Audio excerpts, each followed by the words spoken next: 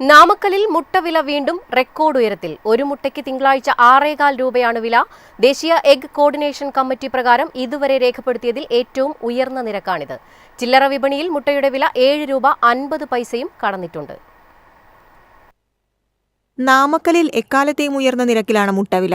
November 21-നാണ് മുട്ടയുടെ വില 6 രൂപ 10 പൈസയായി ഉയർന്നത്. ഡിസംബർ 12 വരെ ഈ നിരക്ക് തുടർന്നു. ഡിസംബർ 13-ന് 6 രൂപ 15 പൈസയായി ഉയർന്ന വില 14-ന് 6 രൂപ 20 പൈസയിലേക്കും 15-ന് വീണ്ടും 5 പൈസ കൂടി വർദ്ധിച്ച് 6 രൂപ 25 പൈസയിലേക്കും എത്തി.